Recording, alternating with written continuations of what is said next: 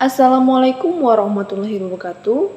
Perkenalkan, nama saya Anissa Fitri, NIM 22 2019 170. Di sini saya akan mempresentasikan mengenai transaksi. Yang pertama adalah mudaharabah, yang kedua adalah murabahah, yang ketiga adalah itisna, yang keempat adalah gadai. Selanjutnya yang pertama saya akan menjelaskan tentang transaksi mudaharabah.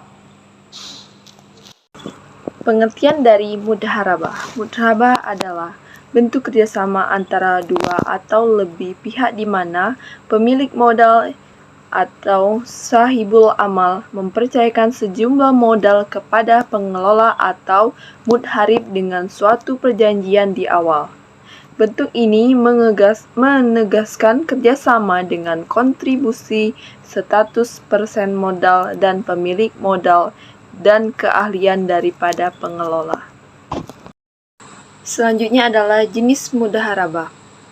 Akad mudaharabah dibagi menjadi dua jika dilihat dari segi transaksi.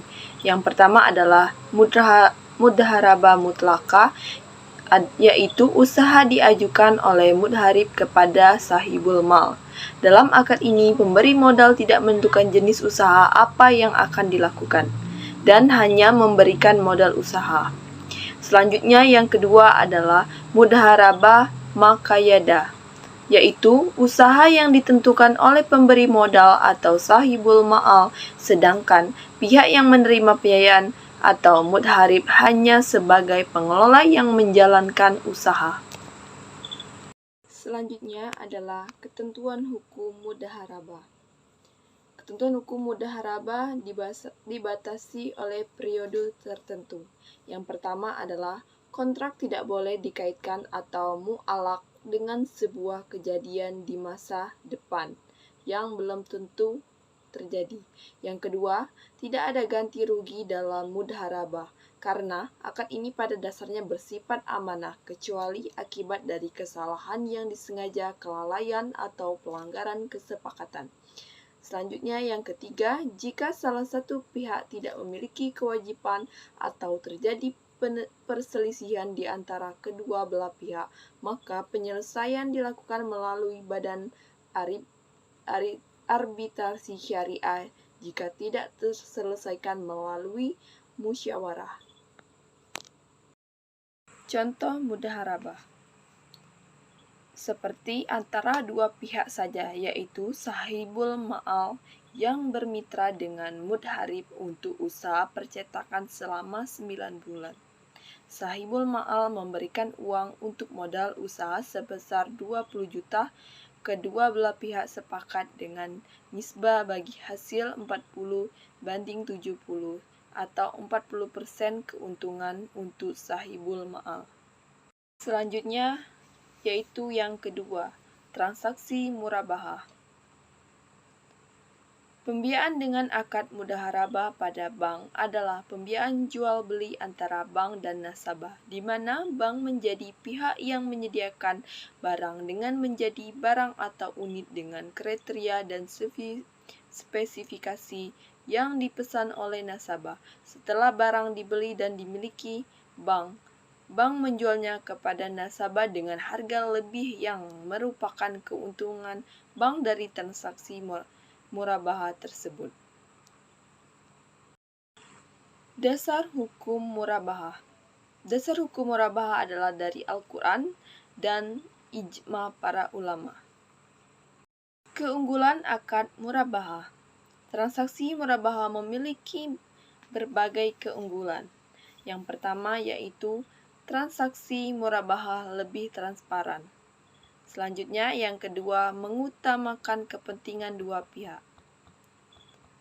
Kedua, keunggulan akad murabahah adalah mengutamakan kepentingan dua pihak. Dalam kesepakatan ini, kedua belah pihak sama-sama diuntungkan karena penetapan laba penjual disepakati antara penjual dan pembeli, sehingga kedua belah pihak bisa mengukur keuntungan pantasnya diperoleh penjual dan harga yang tepat bagi pembeli. Selanjutnya adalah jenis-jenis murabahah. Jenis murabaha terdiri dari dua.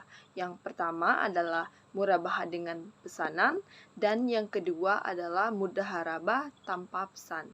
Rukun dan syarat murabaha.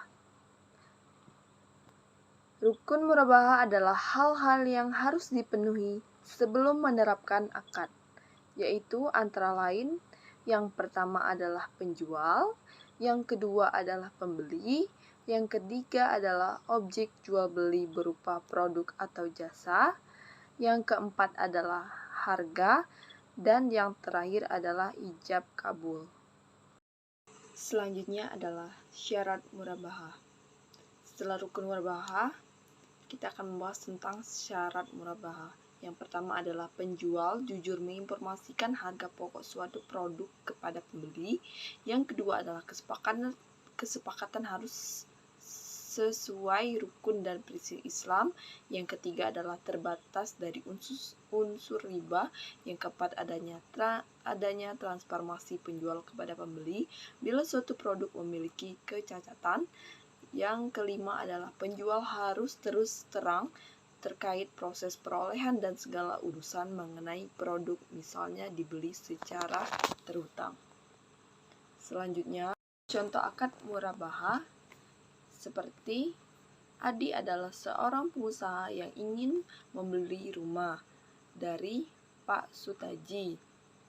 Sang pemilik rumah, Pak Sutaji, menerangkan bahwa harga beli rumah tersebut sebesar 300 juta rupiah dan akan menjual seharga 500 juta rupiah, sehingga keuntungannya menjadi 200 juta rupiah.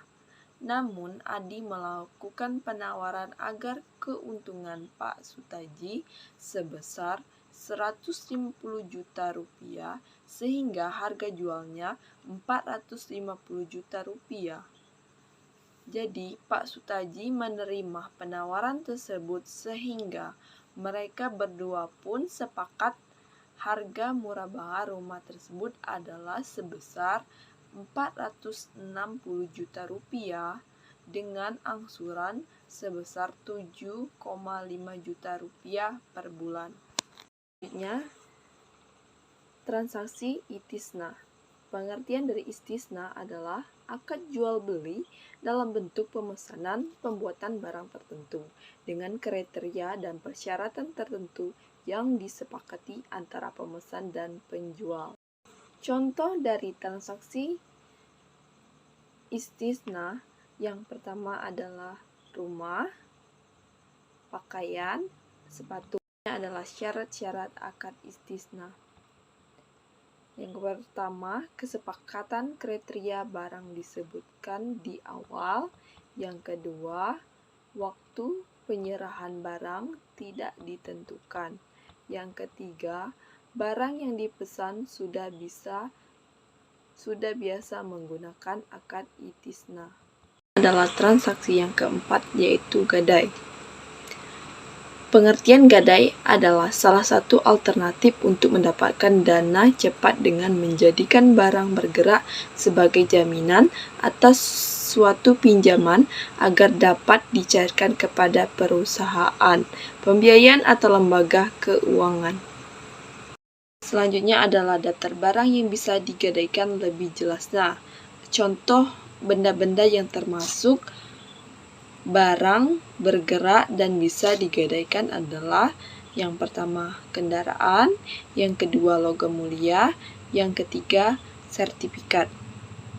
Hukum gadai. Dasar hukum gadai di Indonesia.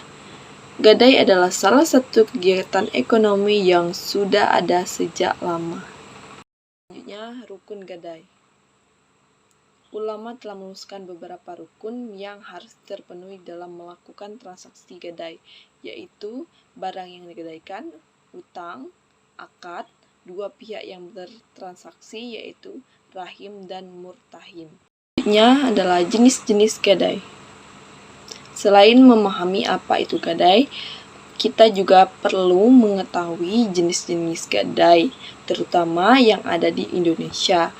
Yang pertama adalah gadai konvensional. Jenis pertama dari gadai adalah konvensional, yaitu debitur atau peminjam menyerahkan jaminan kepada kreditur yang nilainya telah ditaksir atau diperkirakan terlebih dahulu sebelum nantinya mendapat persetujuan. Yang kedua adalah gadai syariah. Jenis kedua ini yaitu adalah syariah atau rahan, di mana sistem gadainya disesuaikan dengan syariat Islam yang memuat beberapa ketentuan. Yang pertama adalah al-muharun, barang yang digadai merupakan barang halal dan dapat diperjualbelikan. Yang kedua adalah marhubi, besar utang yang wajib dilunasi sesuai perjanjian. Yang ketiga adalah sihat atau ijab kabul pada saat akad gadai. Yang keempat, orang yang berakad, yaitu kedua belah pihak baik pinjaman rahin dan pemberi pinjaman murtahin, wajib telah balik dan berakal sehat. Di dalam hukum gadai syariah ini tidak ada biaya tambahan lain seperti bunga, sehingga jumlah dana yang harus dilunasi sesuai dengan pinjaman dari awal. Itulah yang dapat saya presentasikan. Lebih dan kurang saya mohon maaf. Kepada Tuhan saya mohon ampun. Saya akhiri.